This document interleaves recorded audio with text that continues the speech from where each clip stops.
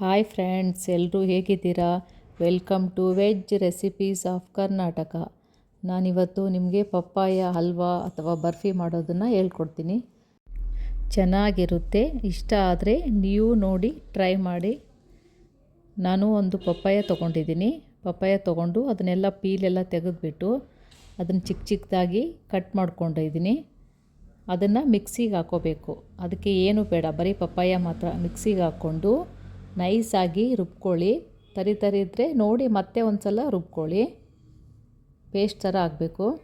ಮತ್ತು ಒಂದು ಬೌಲಲ್ಲಿ ಕಾರ್ನ್ಫ್ಲೋರ್ ಮಿಕ್ಸ್ ಮಾಡ್ತಾಯಿದ್ದೀನಿ. ಕಾರ್ನ್ಫ್ಲೋರು ಮತ್ತು ನೀರಾದರೂ ಹಾಕ್ಕೊಳ್ಳಿ, ಹಾಲಾದರೂ ಹಾಕ್ಕೊಳ್ಳಿ.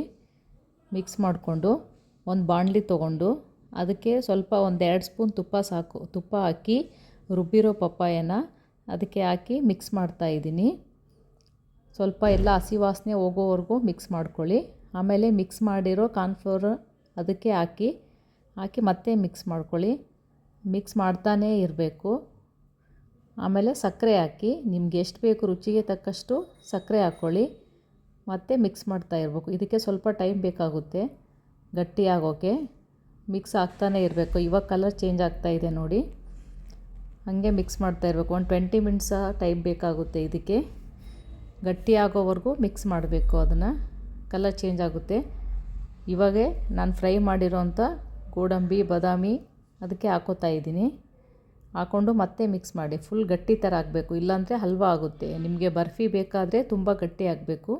ಹಲ್ವಾ ಆದರೆ ಈ ಹದದಲ್ಲಿ ಸಾಕು. ಹಾಗೆ ನಿಮ್ಗೆ ತಿನ್ನೋಕ್ಕೆ ಚೆನ್ನಾಗಿರುತ್ತೆ. ಬರ್ಫಿ ಅಂದರೆ ಸ್ವಲ್ಪ ಗಟ್ಟಿಯಾಗಿರಬೇಕು. ಗಟ್ಟಿ ಆದಮೇಲೆ ಒಂದು ಪಾತ್ರೆಗೆ ಹಾಕ್ಕೊಳ್ಳಿ.